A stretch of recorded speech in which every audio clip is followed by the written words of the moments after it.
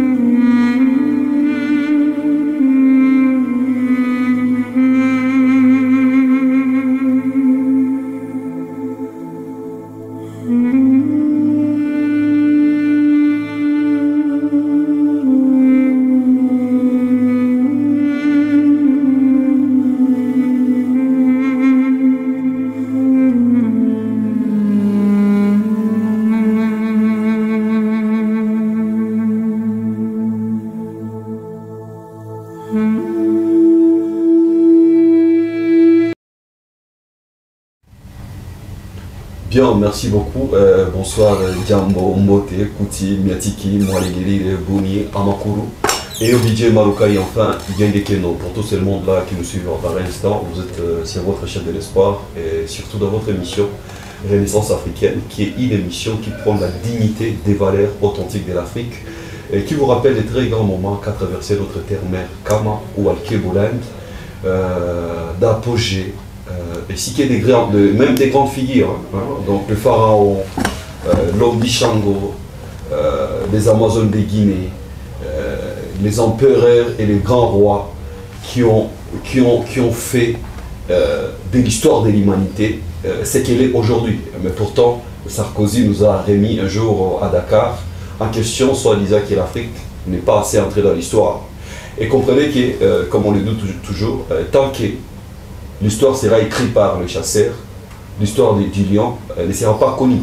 Et donc, raison pour laquelle la Renaissance africaine, c'est un vent, c'est un mouvement, c'est une démarche idéologique et scientifique qui veut rétablir l'ordre et l'équilibre, surtout dans l'imaginaire collectif des gens, d'arrêter ces vents de menteurs qui ont falsifié l'histoire de l'humanité. Parce qu'ignorer l'Afrique, ignorer l'histoire de l'Afrique, c'est ignorer l'histoire de toute l'humanité. Parce que vous devrez comprendre que l'histoire antique, l'antériorité de l'histoire, il y a 100 000 ans, c'était toujours en Afrique. Voyez-vous, quand on parle de l'os de Toumaï, quand on parle de l'os de Lissi, quand on parle de l'os d'Ishango, quand on parle des civilisations de l'Égypte antique, et quand on parle des grands empires et royaumes, à l'occurrence Mandingue, Mali, Ghana, Congo, Zoulou, ce sont des grands royaumes et empires, et grands empires qui ont fait l'histoire de l'humanité. Et donc, ignorer ça, ça sera falsifier systématiquement l'histoire de l'humanité. Raison pour laquelle cette émission est là comme une porte-voix de l'Afrique. Parce que l'Afrique s'exprime alors au travers de cette émission. Et voilà, aujourd'hui nous avons vraiment l'honneur de vous dire d'abord merci, Koko Massinga Mekola, à tous ces gens-là qui suivent cette émission par Insta. Voilà, mais aujourd'hui nous allons parler sur une thématique claire, parce que nous devons être clair, stratégique, mais aussi contextuel par rapport à la réalité qui nous entoure.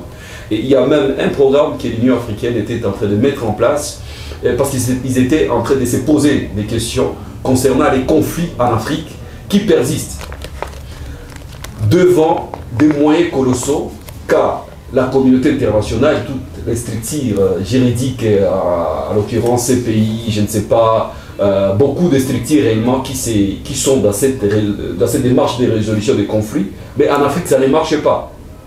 Et du coup ces programmes-là, nous ça nous a beaucoup plus émerveillés, parce qu'on a même postulé, pour ceux qui vont faire même cette étude-là, et de savoir est-ce qu'en Afrique il n'y a pas de moyens, de possibilités, de techniques habilitées et adaptées à nos contextes cosmogoniques, sociologiques et culturels pour résoudre nos propres problèmes. Parce qu'au moins, ils ont déjà compliqué et ils ont déjà échoué. Et donc, il faut chercher des solutions à nous-mêmes. Et raison pour laquelle ils ont lancé même ce travail-là, donc bientôt là, peut-être il y aura quelqu'un qui va être sélectionné, ici même en RDC, pour faire cette étude de chercher nos systèmes de gestion des conflits, nos systèmes juridiques, mais ancestrales, ou royales, ou ce que vous voulez bien, ou impérial. Et donc c'est très important, mais il y a déjà un chef de travail de la Sapiencia qui a déjà fait un grand travail sur cette question des patrimoines culturels, matériels et immatériels allégués à cette nouvelle génération. Et pour nous, c'était une joie de voir déjà cet ouvrage qui est désormais déjà en ville de Goma, pour, surtout à Paul Institute, pour édifier et pour proposer des solutions adaptées à notre contexte. Et du coup, les livres, c'est le potentiel de paix à travers les ressources culturelles des communautés ethniques du Nord Kivu. Et donc, il a proposé, les livres est déjà là. Et si Balik pouvait déjà vous montrer en zoom le livre en question, que nous allons tout de suite là co-débattre ou alors débattre avec notre invité de ce soir pour essayer tant soit peu d'éclairer la lanterne de la population, une solution déjà là. Et vous allez découvrir ce qui est à l'intérieur du livre avant que vous lisiez ces livres-là, qui est magnifique. Alors, avec la complicité déjà de l'autre technique, nous présentons déjà notre invité parce que notre présentation a été si longue. Merci beaucoup, bonsoir, c'est Olimou. Bonsoir, merci beaucoup. Nous sommes vraiment honorés ce soir de vous recevoir sur ces plateaux pour discuter sur une thématique et surtout sur un manuel qui est déjà là. Parce qu'on dit trop souvent, ça devient même l'habitude des gens qui disent mais l'Afrique ne propose rien. Pourtant vous venez de proposer quelque chose. Ce n'est même pas que j'ai proposé, je n'ai fait que rappeler ce que proposent nos ancêtres à travers ce travail. Ah d'accord. Donc c'est pas une nouveauté. Hein. Donc ça existe. C'est juste un rappel, oui, c'est pas que j'ai créé ça. Je suis passé par des documents écrits que j'ai exploités. J'ai contacté des personnes ressources pour essayer de voir ce qui reste encore sur notre héritage culturel, nos goûts, nos savoirs, nos savoir-faire. Mais en tout cela, c'est que ce qui était visé par cette étude, c'était de chercher des éléments connecteurs dans ce qu'il y a comme patrimoine immatériel. C'est beaucoup plus du côté immatériel que j'ai insisté. Ah bon. Et bon, est-ce que vous pouvez tant soit peu éclairer un peu ceux qui nous suivent par l'instant, parce qu'on parle de l'Afrique et franchement beaucoup de gens, même les grands professeurs, il reste que des bébés.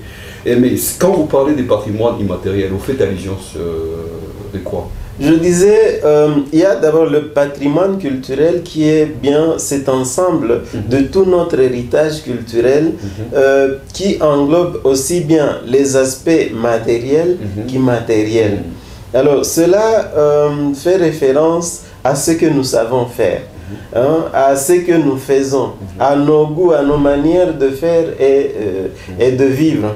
Alors, je disais bien avoir insisté sur l'aspect immatériel. Bon, je ne pouvais pas tout aborder à la fois. Mais sinon, quand on parle de patrimoine immatériel, est-ce qu'on parle soit de la langue, on parle des sessions? C'est aussi bien tout ça, la langue, la musique, l'art, c'est pas les contes, les légendes, les mythes, tout cela fait partie du patrimoine culturel, mais beaucoup plus patrimoine culturel immatériel maintenant. Ah d'accord. Oui, mais il y a aussi le patrimoine culturel matériel. Maintenant, ça pourrait être par exemple du côté de la sculpture, l'architecture,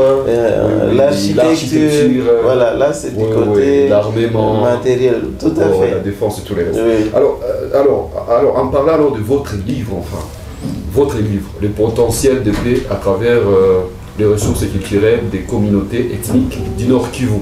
Alors, qu'est-ce qu'on peut d'abord savoir en général?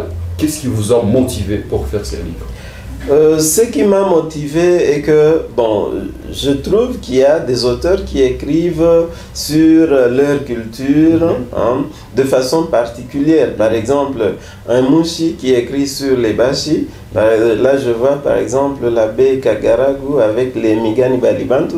Un Monde qui écrit sur les Baounde. On voit par exemple l'abbé Kissa Daniel avec Miani.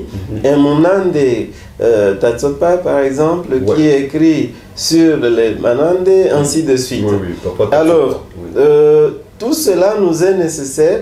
Nous avons besoin des éléments connecteurs. Et nous avons estimé alors qu'il était nécessaire d'essayer de faire une collection de tous ces aspects-là qui se retrouvent dans ces diverses cultures ethniques. Ces éléments connecteurs, c'est ça que nous avons maintenant recueilli pour en faire une collection ici. Puis c'est de plus en plus, vous voyez que les gens insistent sur ce qui nous divise plutôt que ce qui nous unit. Oui, c'est vrai. Bon, évidemment, en parlant de communautés ethniques du Nord Kivu, là aussi, c'est une question pas aussi facile, mais la référence a été maintenant la structure que nous avons, la structure intercommunautaire qui est le Baraza Lawazé intercommunautaire. Et nous savons qu'officiellement, ce Baraza, en dehors de toute discussion, c'est pas de réclamation, est constitué de 9 communautés ethniques. Mais à ces 9 communautés ethniques-là, supposées originaires, il y a une 10e communauté représentée dans le Baraza. C'est la communauté des Congolais ou des compatriotes venant d'autres provinces. C'est pourquoi dans cet ouvrage, vous verrez qu'il y a non seulement des aspects, des éléments culturels venant de ces 9-là, mais aussi d'autres qui proviennent d'autres provinces. Bakuya-Kuya. Bakuya-Kuya, oui, comme on le dit, mais en termes quelque peu déplacés. C'est parler Bakuya-Kuya. Qui est-ce qui n'est pas venu de quelque part? Là aussi, nous nous embrouillons pour rien. Il n'y a personne qui ne soit venu de quelque part. Merci beaucoup. Comme il est toujours dit que tous les Bantous, ils ont retrouvé des pygmées dans tous les étendues ou les espaces géographiques qu'aujourd'hui nous occupons, parce que nos ancêtres étaient d'abord nomades, et surtout cette dernière immigration, ou migration qui a fait assez qu'aujourd'hui nous tous nous retrouvons au sud même de notre ligne équatoriale, et donc ça a été par une réalité historique. Et oui, une autre petite précision peut-être par rapport à cette publication est que ça ne parle pas que des Bantous, ça parle aussi de non-Bantous.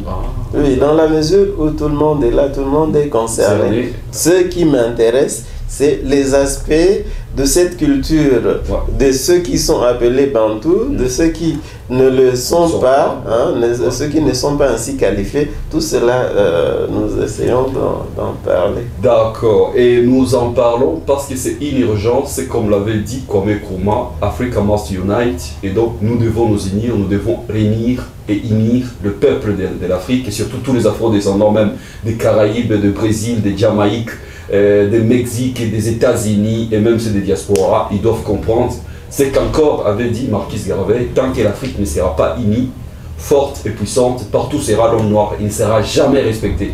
Raison pour laquelle vous voyez, quand les Noirs ne sont plus en Afrique, ils forment des communautés tellement fortes en dehors de l'Afrique, et donc nous devons avoir honte de nous faire la guerre à l'intérieur de nous-mêmes. Pourtant nous sommes en train de nous affaiblir nous-mêmes pour que les autres viennent nous exploiter. Et donc nous devons ouvrir les yeux, et comme nous sommes déjà dans le mois de mai, où il y a une date sacrée de signature de charte de l'Organisation de l'Unité africaine, dont nos pères, où ils ont fait même leur sacrifice, ils sont partis même jusqu'au sacrifice suprême pour se battre pour l'unité de l'Afrique, et donc travailler comme l'Union européenne, comme les États-Unis, comme le Ligue arabe et tous les autres, ils sont forts. Et alors, nous continuons avec ces livres, les potentiels de paix à travers les ressources culturelles des communautés ethniques du Nord Kivu. Est-ce que le mot ethnie et tribu, il y a une différence? C'est juste des différences de conception. Mais en réalité, l'un comme l'autre font référence à l'aspect de groupe. Mais un groupe qui se reconnaît dans un ancêtre commun et qui partage des manières de sentir, de manières de faire, et qui se reconnaissent comme tels. Alors, de temps en temps, l'un et l'autre sont utilisés de façon synonymique. Mais parfois, il y a des ethnologues qui essayent d'établir une certaine différence entre les deux. Mais vraiment, ça nous importe peu les différences établies. Ce qui nous intéresse, c'est juste l'aspect groupal, si je peux ainsi m'exprimer, et les éléments culturels que nous partageons. Par exemple, notre langue, une langue commune que nous partageons, une manière de nous exprimer, une façon de résoudre nos conflits, une façon de célébrer le mariage, une façon de célébrer les funérailles. Et en tout cela, vous voyez qu'il y a des éléments connecteurs. Si, on va tout de suite là, plutôt y arriver, parce que nous étions en train de nous poser alors la question. Quelles sont les sources vraiment de nos conflits dits aujourd'hui ethniques et tribales? C'est quoi les sources? Est-ce que ça a été toujours ainsi depuis des années de nos ancêtres vraiment? Au point de départ, je dois souligner que la personne humaine est naturellement conflictuelle. Conflictuelle. Oui, le conflit, c'est pas un problème, c'est une divergence de vue. Qui peut exister même dans nos propres familles. D'opinion, oui, c'est pas un problème en soi. Mais cela ne peut pas nous amener aux crises et aux massacres quand même. Non, la théorie sur le conflit va nous apprendre que le conflit en lui-même ne constitue pas un problème. Le problème, c'est la manière dont il est résolu, ou bien la manière dont il est géré. Quoi. Voilà. Donc, le conflit en soi est naturel.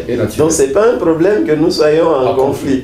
J'ai l'habitude de dire à mes étudiants que même au ciel, il y a des problèmes. Oui, s'il n'y avait pas de problème, Satan ne viendrait pas de là. Donc c'est naturel. Dans un endroit trop parfait plutôt. Oui, c'est naturel que nous soyons en conflit. C'est normal que nous soyons en conflit. Le conflit est même nécessaire. Puisque si vous avez un ami et que vous n'ayez jamais eu l'occasion d'être en conflit, c'est que vous ne saurez pas vous connaître et savoir comment vivre ensemble. Donc là, il n'y a pas de problème. Le conflit est neutre. C'est-à-dire, il n'est ni bon ni mauvais. Maintenant, la bonté ou le caractère maléfique du conflit viendra de la manière dont nous le gérons. Donc, ce n'est pas un problème que tel ou tel autre groupe ethnique soit en conflit. Oui. Mais nous devons plutôt transformer maintenant ce conflit en opportunité pour mieux nous souder. Merci beaucoup, vraiment avec tous les respects que nous vous devons. Mais si nous analysons cette question, comme vous venez de le dire là, on dirait qu'il n'y a pas de problème. Mais je n'ai pas encore répondu à la question que tu as posée. Merci. Tu demandais d'où venait, quelle était la source de nos conflits. Aujourd'hui, ceux qui sont devenus des crises même. Oui, moi je pense que la première source et la plus grande même, c'est d'abord l'ignorance. L'ignorance de quoi? J'ignore qui je suis, j'ignore qui est l'autre. En attendant, je perçois en l'autre un danger. Alors que ce n'en est pas un. Vous voyez, c'est la première des choses. Bon, je prétends être Hutu, Nande, Nyanga, mais je ne maîtrise même pas la langue, je ne maîtrise même pas ma culture. Cela constitue déjà un conflit avec moi-même. Il ne faut pas vous étonner que si je suis en conflit avec moi-même, il ne faut pas attendre que il n'en soit pas ainsi avec l'autre. Donc, il y a d'abord cette ignorance qui est entretenue à propos de soi-même et à propos de l'autre. Et qui est responsable à ce niveau-là? Oh, la responsabilité, elle est d'abord personnelle. Personnelle, oui, mais quand même, il y a ceux qui ont eu quand même des chocs de vie dans eux, qui n'ont pas été bien comblés peut-être. Bon, personnel, je dirais, j'insiste sur cet aspect personnel. Puis c'est le risque, bien souvent, c'est de chercher à nous dédouaner. La faute est à l'autre. Bon, dans la mesure où je me rends compte qu'il y a un problème, c'est-à-dire j'ai le devoir aussi de chercher comment le contourner, chercher comment le résoudre. Bon, je me rends compte que je ne maîtrise pas ma langue. Mais est-ce qu'il n'y a pas de publications, même si elles ne sont pas disponibles? Je peux chercher même à photocopier. Bon, nous sommes dans un monde où il n'y a pas trop de restrictions. Ou carrément plein de PDF. Oui, pourquoi pas? Vous voyez, est-ce que j'ai déjà pris le temps de me cultiver, utiliser à bon escient, comme tu le disais, l'Internet qui est à notre disposition à travers nos téléphones. Qui est notre plus grande encyclopédie gratuite. Oui, il n'y a vraiment pas d'excuse pour dire que j'ignore mon histoire, j'ignore ma langue. Bon, je vois par exemple un bon nombre de documents que j'ai utilisés pour mener mes recherches ici. J'ai puisé ça de l'Internet. Quelqu'un ne peut pas être Mounandé et dire il n'a pas de source d'inspiration. Alors qu'il y a, je salue en passant Papa Tatsopa. Que moi aussi, nous rendons même hommage, franchement. Oui. Il a fait un grand travail. Oui, et je regrette que les gens ne pourront l'honorer que quand il ne sera pas là. Il y a un dictionnaire sur sa table, mais qui manque. Oui, parce que nous-mêmes avec Vayan, on avait exposé ces dictionnaires-là, le 30 juin 2019. C'était énorme, franchement. Mais malheureusement, beaucoup de jeunes ne lisent pas. Voilà, donc il n'y a pas d'excuses. Il y a d'autres qui ont des publications disponibles en ligne. Quelqu'un ne peut pas être mouchi et s'excuser de ne pas connaître les proverbes, alors qu'il y a un travail qui a déjà été fait avec la publication de l'abbé Kagara Guemigani Balibantu. Il y a une application que vous téléchargez sur Android, vous avez tous les proverbes qu'avait... Mais franchement, on dirait que tout ce que vous dites c'est vrai, parce que même Mzé Simis, il a déjà écrit au moins 4 livres sur la culture même. Voyez-vous, il y a même le groupe des traditions, Nyanga, Tembo, j'ai déjà réalisé avec beaucoup de missions ici. Oui, il y a des centres de traduction de la Bible, il y en a pour les Banyanga, pour les Batembo. Là aussi, j'ai trouvé des personnes ressources qui essaient d'écrire sur ces diverses cultures-là. Chez les Banyanga, j'ai acheté une collection de contes. Il y en a aussi chez les Batembo, ainsi de suite. Donc, on n'a pas d'excuses. Quelqu'un, en dehors de toutes les polémiques, quelqu'un qui parle Kinyarwanda, dont on tâchera de m'excuser des polémiques. S'agit-il du Kihutu, du Kinyarwanda? Je prends en général le Kinyarwanda. On n'a pas d'excuses, il y a plein de publications, dans la mesure où nous ne pouvons pas refuser cet aspect de voisinage et de fraternité qu'il y a avec le Rwanda. Alors, quelqu'un ne va pas dire il n'a pas su trouver l'histoire ancienne, le conte, les proverbes. C'est bien disponible en ligne. Notre problème, c'est que nous ne savons pas chercher ou bien nous cherchons mal. Et il y a des ressources aussi. Oui, parce que ça aussi, il faut très bien souligner quand vous entrez ou quand vous allez sur Internet. Ce n'est pas tous les sites qui vont vous dire la vérité. Et donc, il y a des sites appropriés. Oui, diversifier les sources. Voilà. Parce que sinon, on n'allait pas prendre la réalité de l'autre et t'en approprier. Parce que même pendant la colonisation, il y avait ces réalisateurs, ces écrivains qui écrivaient pour les Occidentaux et d'autres qui écrivaient pour les Noirs. Voyez-vous, donc il faut qu'il y ait cette différence-là, que nous arrivons réellement à être honnêtes avec notre esprit et avec notre conscience. Oui, je m'excuse un peu. Alors vous voyez, une fois encore, dans la mesure où je ne me connais pas, dans la mesure où j'ai même difficile à être fier de mon nom, je cherche plutôt à m'accaparer de noms d'autres cultures, surtout occidentales. Mais comment voulez-vous que je ne sois pas en conflit avec les autres? Moi-même d'abord. Oui, d'abord avec moi-même et puis avec les autres. Le déni de soi. C'est là le point de départ. Allons puiser à la source de nos cultures, initions-nous à nos cultures, et puis vous verrez que nous aurons moins de conflits. C'est pas que de par le passé, il n'y avait pas de conflits, de mésententes entre nos divers groupes ethniques. Non, mais de la même manière que nous cherchons dans le cadre de la Renaissance africaine, cherchons comment nous pouvons nous unir. Mais vous voyez, j'ai estimé que il fallait y aller par palier, c'est ça mon point de vue. C'est-à-dire, déjà au niveau local, essayons de trouver des éléments unificateurs. Alors, progressivement, nous allons continuer comme un maillon d'une chaîne pour aller du niveau local au niveau continental.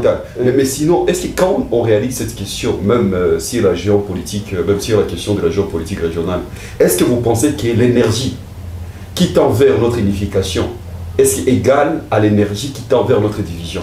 Bien évidemment, c'est le plan politique. C'est la seconde qui semble l'emporter. Donc l'énergie poussant à la division semble beaucoup plus puissante que celle poussant à l'unité. Oui, pourquoi alors? Évidemment, vous voyez, dans la mesure où dans notre conception, nous vivons, nous pensons même en fonction de ce que les puissants pensent, en fonction de ce qu'ils veulent que nous soyons.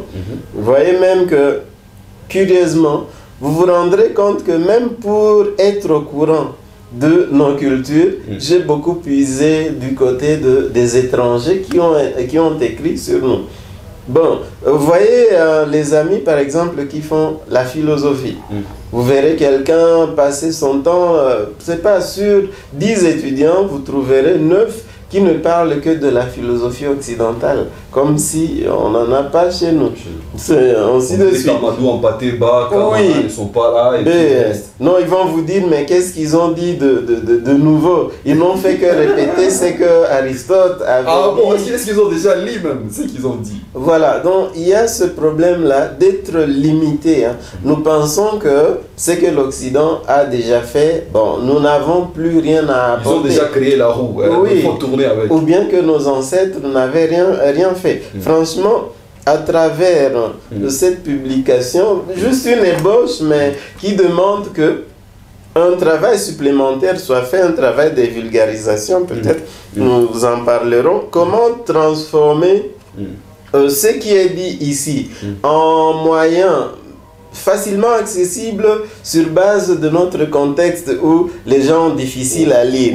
Là, je vais souligner en passant que ne vous en faites pas, même ceux que nous qualifions d'intellectuels, nous qui nous qualifions d'intellectuels, la plupart ne vous en faites pas, nous sommes plutôt des diplômés et non pas des intellectuels.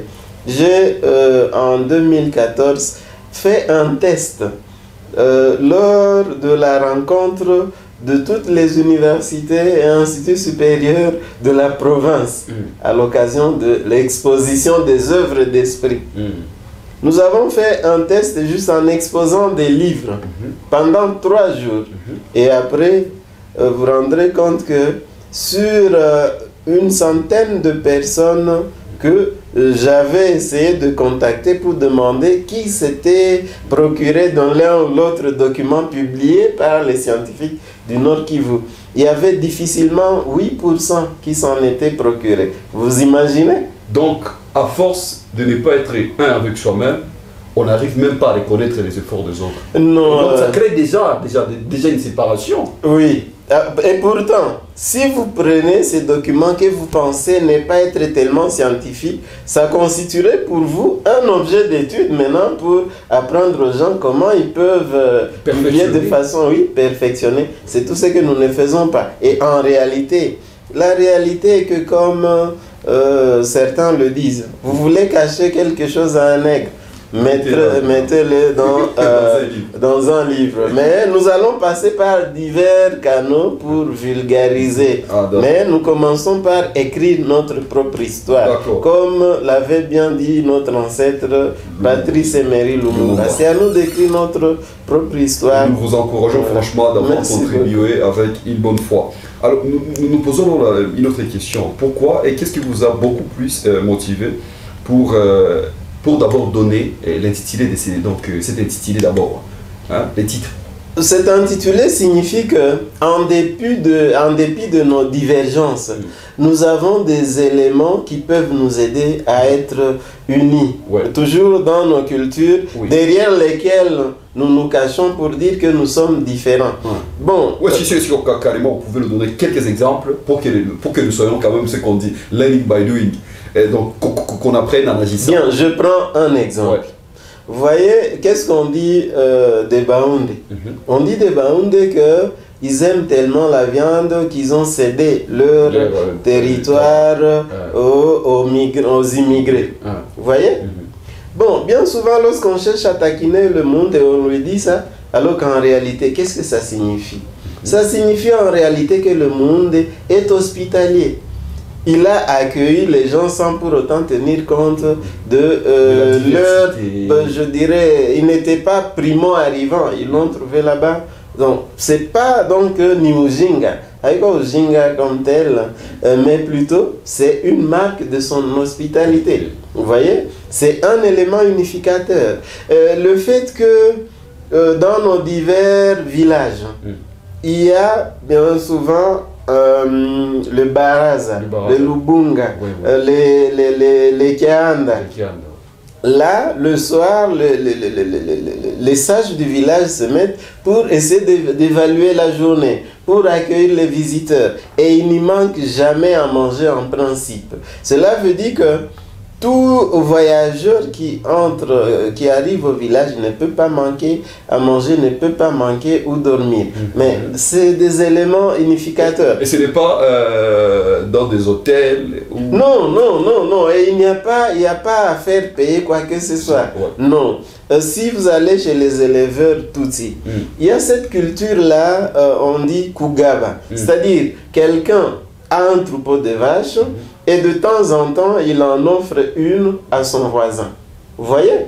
C'est un élément, disons, un aspect qui veut inviter ou bien encourager l'autre aussi à avoir de l'élevage, pour qu'il ait du lait pour sa famille. Et ça promet l'émergence. Mais bien sûr. Que tout le monde ne soit pas pauvre. Mais comme on le voit aujourd'hui, nous sommes devenus tous capitalistes et individualistes. Oui. Quel bonheur partagé y a-t-il en dehors de ça? Si nous parlons du bonheur partagé, voilà. Kugaba. Attention, cela te met en devoir aussi de donner ensuite. De donner aussi à quelqu'un d'autre.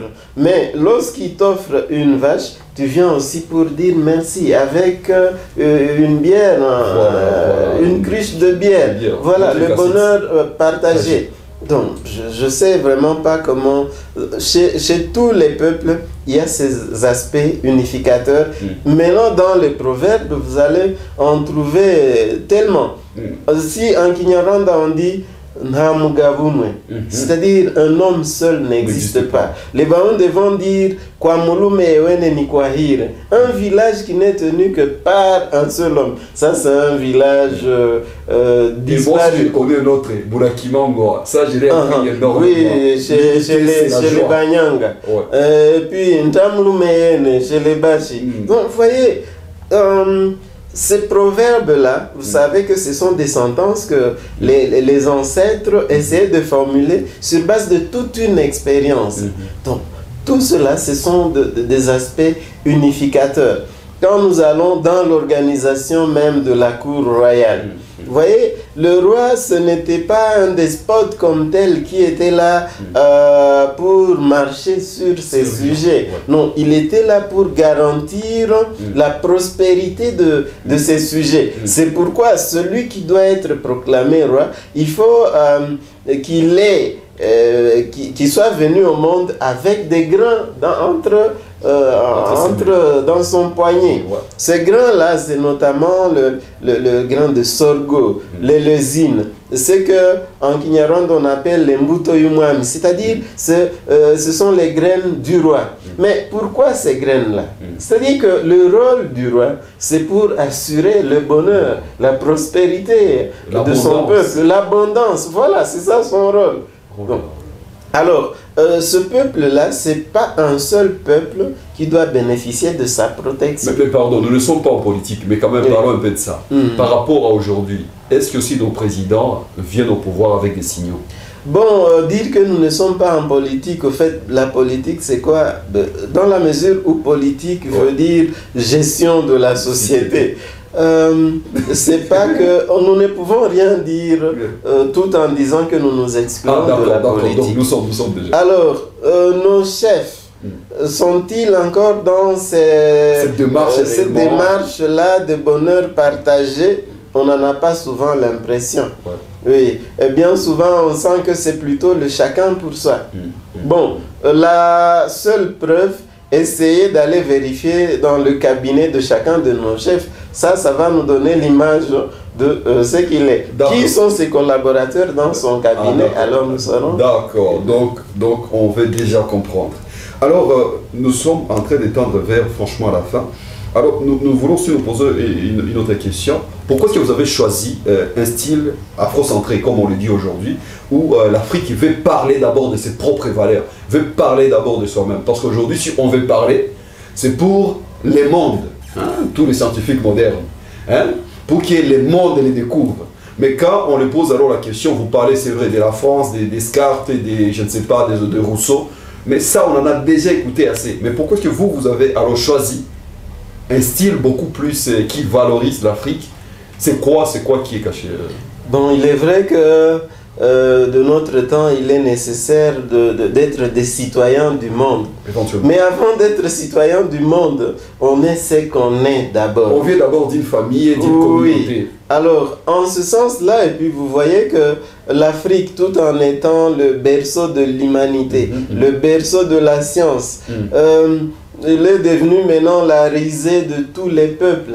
Hein? L'Afrique qui a subi tous les chocs de l'esclavagisme, de la colonisation et de fausses indépendances que nous vivons, le néocolonialisme, avec tout notre système éducatif qui est occidentalo-centré, si je peux ainsi m'exprimer, nous avons besoin de redécouvrir qui nous sommes. Et à mon avis même, puisque dans les propositions, il y a l'une des propositions qui estime que même si nous nous exprimons en français, bon c'est bien, mais pourquoi ne pas partir de nos propres contes, c'est pas de notre propre histoire pour apprendre le français, mais heureusement que nous avons quand même une langue aussi qui nous unit et je crois qu'il a déjà été proclamé langue le Kiswahili. Oui, ça aussi c'est vraiment très important. Oui, et là, je salue la mémoire en passant de Monseigneur Kajiga qui a beaucoup fait dans notre système éducatif ici à Goma, mais aussi Gaere Rindolere, dont nous utilisions les manuels en Kiswahili avec les textes qui étaient traduits. Donc, nous avons besoin de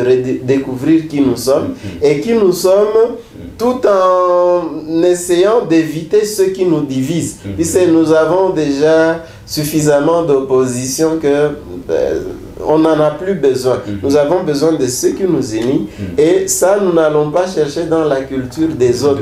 Vous voyez, qu'en cherchant des solutions chez les autres, jusque-là, nous sommes déboussolés. Et croyez-moi, le ministère même de l'EPSP, ils ont déjà commencé leur campagne depuis le mois passé, où ils veulent vraiment que toutes les classes d'initiation, que ce soit dans les langues nationaux. Ça vaut la peine. Voyez-vous. Et donc, mais malheureusement, je ne vois pas vraiment l'engouement. Je suis parti même ici à la division de l'EPSP pour tenter de les donner l'opportunité de passer dans l'émission Renaissance.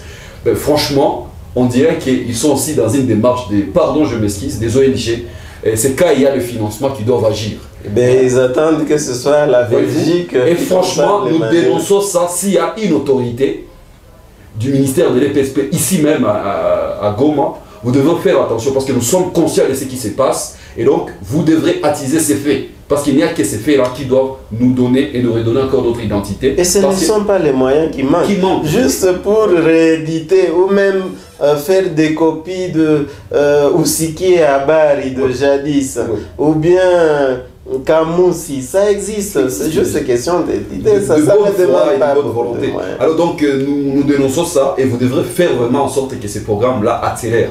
Parce que vous ne devez pas toujours attendre les financements de l'Occident pour nous aider, pour nous auto-aider. Alors si je peux dire ainsi, vous allez m'excuser. Alors mais, comme nous courons derrière les temps, est-ce qu'il y a une stratégie que vous avez mise en place pour véhiculer ces genres, parce que comme vous l'avez dit, il n'y a pas que vous, il y a Tatsopa, il y a Mzesimisi, il y a d'autres, il y a même Kamana qui ont déjà tant soit peu essayé, d'autres abbés que vous venez de dire ici, et d'autres chercheurs même des centres de traduction. Oui, c'est plein, c'est plein. Ils sont là, donc ne dites pas que l'Afrique n'a pas d'ouvrage pour qu'on connaisse l'Afrique. Et donc, il faut qu'on laisse l'Afrique renaître de nouveau dans nos cœurs. Mais sinon, est-ce qu'il y a des stratégies que vous avez mises en place pour vulgariser ces bouquins? Parce que je sais bien, tant qu'il n'y aura pas encore de financement et autre chose, ça va poser tout le problème. Bon, des stratégies de vulgarisation, vous voyez, nous venons de commencer par ça, juste pour faire porter cet ouvrage à la connaissance du grand public, mais aussi comme je ne sais pas, enseignant, comme chercheur, comme apprenti, je passerai aussi par mes collaborateurs avec qui nous intervenons à gauche, à droite. Mais dans la mesure du possible aussi, on verra organiser des conférences. Mais au-delà de tout ça, ce qui est visé, c'est un travail synergique qui nécessite plusieurs intelligences. Puisque ce qui est proposé là doit être traduit par exemple en musique. Vous voyez par exemple nos groupes folkloriques, c'est pas ballet interculturel, Kifumu, Fabrice Moufirissa, c'est Marcelin Chekibouti, c'est pas, il y a Mugisha et Nable, il y a Maya et Santa. Donc on a besoin de l'appropriation. Oui. Et évidemment, ils essayent de le faire déjà et c'est une bonne chose. Donc nous avons besoin de leur rapport aussi pour qu'ils puissent traduire ça en musique interconnectrice. Nous avons besoin des artistes comme les comédiens, ils ont besoin. Donc nous appelons les Djassa, les Mboukouli, les tout. Franchement, redonnons encore l'Afrique son essence, nous tous nous allons gagner. Oui, nous avons besoin de metteurs en scène, ou même ceux qui font le théâtre, eux aussi de nous faire du théâtre qui essaie un peu de nous replonger dans nos cultures. Toujours dans ce même cadre-là. Nous avons besoin, pour ce qui est des musiciens, il y a ce que je n'ai pas dit, pour que nous soyons vraiment au parfum de nos cultures, nous avons besoin déjà de mettre en place des berceuses. C'est-à-dire, à partir du berceau, il faut que nous ayons nos propres berceuses. De tous ceux qui occupent les enfants dans des crèches et tous les restes, ils doivent apprendre tout ça. Oui, au lieu de nous limiter à ce que nous proposent les Français. Oui, le papa de Noël fume la pipe, c'est pas le reine, c'est cela. Nous avons besoin de berceuses. Nous avons besoin de chansons qui doivent être utilisées au niveau de l'école maternelle, l'école primaire et même au secondaire, ainsi de suite. Nous avons besoin d'organiser des concerts interculturels, des karaokés interculturels, vous voyez. Des concours. Oui, voilà. Alors, d'autre part, nous avons besoin des jeunes qui maîtrisent les nouvelles technologies de l'information et de la communication, pour faire des applications aussi qui nous mettent dans ce cadre-là. Nous avons besoin des dessinateurs qui doivent mettre ça en bande dessinée. Nous avons besoin de ceux qui doivent nous faire des dessins animés. C'est toujours les informaticiens. Tout à fait. Des dessins animés pour encadrer nos enfants, nos jeunes, ainsi de suite. Donc nous avons besoin de passer par ces divers canaux-là. Pourquoi est-ce que vous voulez parler pour si des politiques quand même, pour imposer ça? Merci beaucoup. Merci beaucoup. Nous avons besoin aussi. Et même des églises. Qu'est-ce qu'ils Pourquoi pas? Pourquoi pas? Oui, ne vous en faites pas. Vous voyez qu'il y a plein d'églises qui prêchent, mais ne vous étonnez pas qu'en dépit de toutes les prêches, on se rend compte que les gens ne se convertissent pas comme on s'y attendrait. Peut-être que a dit, il est parti. Alors, où est-ce que l'ancêtre aussi, où il est parti? C'est-à-dire, le langage utilisé ne correspond pas aux attentes, ne correspond pas à la culture même. Oui, alors, ne vous étonnez pas que les gens ne soient pas, disons... parce qu'il y a des choses qui ne comprennent pas. Là, nous parlons aussi du pacte de sang. Vous voyez, la valeur qu'avait le pacte de sang. Ton grand-père, ton arrière-grand-père a fait un pacte de sang avec mon arrière-grand-père. Tu ne peux pas me faire du mal. Tu ne peux même pas ne pas m'offrir à manger sans pour autant subir des conséquences. D'ailleurs, tu conclus vraiment Saïdi Kabisa. Bon, c'est vrai, on avait juste respecté un peu quelques protocoles, bien que c'est colonial. Alors, ça me dit,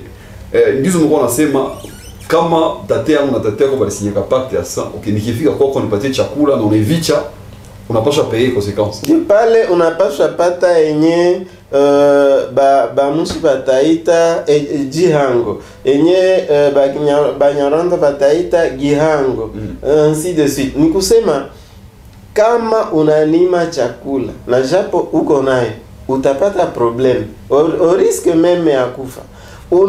Unafika fasi kwenye bako unanifanyia mbaya, hautanisekurir, utapata problem. Mais nous autres pauvres convertis, mais qu'est-ce que nous ne faisons pas les uns aux autres? Tunasema niko Muislam, niko Mkristo, mais saa kutenda mabaya kwa mwenzako hakuna hata problem hata moja. Unaona kama tuko na wanasema moto wa shetani kama inakuwa. Ile moto nachunga kwanza utaikutaka nyuma, kutenda mabaya haiko problem kwetu. Ulienda mnaenda sali na mwenzako, mais ça yenye il faut kumurendre service hakuna. Donc unaona kama shoba individualiste umingi sana. Ndio. Donc tuko na lazima ya kujua asili yetu. Inatuunganisha. Ndio, ile asili yetu njo tukue fier nayo. Tutasema Swahili ya mkate. Tukue fier na ile asili yetu. Hapana kuogopa jina yako. Unaogopa seme kwa masomo batakuwa na kucheka. Kama kujua lugha yako unaweza ni ushenzi. Unaweza kusema anglais, kusema français, njo kuwa na jina ya sigle ya abreviation, unaevite bishikwabo, se bishimbo, sijue kabira, kakule, sijue biaombe, haiko njo kusirimuka. Tuko na lazima ya kujua mila zetu. Na connaissance ziko mila yetu, tuweze zitilize. Ndio, na ile njo itaacha bengine banatuheshimia. Bana semaka heshima ni kuheshimiana. Heshima ni kujiheshimia kwanza. Alors, mzee, tunashukuru sana. Mimi nawazia sa livre hii mwenye natafuta ipata je. Anza pitia ku Pole Institute, anza ipata. Asante. Bila shida. Est-ce que message ya mwisho utafuta pana kwa mtoto? Message ya mwisho ni kutoa shukrani kwa wasikilizaji wetu wote na kualika niveau ya majamaa zetu mbalimbali kufanya yote iwezekanayo ili watoto na jamaa nzima waweze kujua mila zetu, kujua lugha zetu, kujua ile historia yetu. Ile njo itaacha tunaepuka mizozo mbalimbali ambayo inatuopoze, inatutenganisha, na ile itaacha tunakuwa na heshima kwa ulimwengu wote. Asante. Ulimwengu wote natuheshimu. Asante sana, tunakushukuru sana. Vraiment, on vous remercie pour d'abord le travail que vous venez de faire, parce que moi, tout a utilisé ma génération. Et donc, la sisi moto tunaanza angalia mwa hivyo ya kutuinir, ya kudiviser. Mimi nawazia kutokea kizazi kitakuwa na kisha sababu kama tuwa napiganaka. Et donc c'est très important, et raison pour laquelle nous vous remercions encore, c'était Ulimwengu. Nous remercions aussi Ali Bali et toute l'équipe de Hope Channel Télévision qui nous a réalisé et tout le monde qui nous ont suivis. Franchement, nous sommes honorés et nous vous disons à la prochaine, mais gardons cette leçon. Il n'y a que dans l'unité que nous pouvons nous en sortir. Et n'écoute pas ce qui nous divise. Peu importe les intérêts de ton ethnie, de ta tribu, de ta communauté, mais regardez d'abord ce qui peut nous relier et ce qui peut nous unir. Parce que nous tendons vers ce qu'on appelle travail à l'échelle continentale. Et donc, travail à l'échelle ethnique, c'est une honte. Peu importe votre organisation, à l'échelle ethnique, c'est une honte. Parce qu'aujourd'hui, c'est les États-Unis d'Amérique, c'est l'Union européenne, c'est le Ligue arabe, Chine populaire, IRSS continentale. Mais nous nous battons encore pour des intérêts communautaires. C'est une honte. Ni haya sana kabisa. Tuachane na bile. Franchement, bisha kwa demander. Tuachane na bile. Leo watu kwanza jita wa citoyen du monde boko fier na kujita que on toka mu communauté fulani. C'est une honte. Franchement, ni haya kabani. Et donc nous vous remercions. À tout cas, je vais stimuler votre haine, mais plutôt kuimiter, tujinir. Ni umoja ndio nguvu. Allez, pamoja. Asante.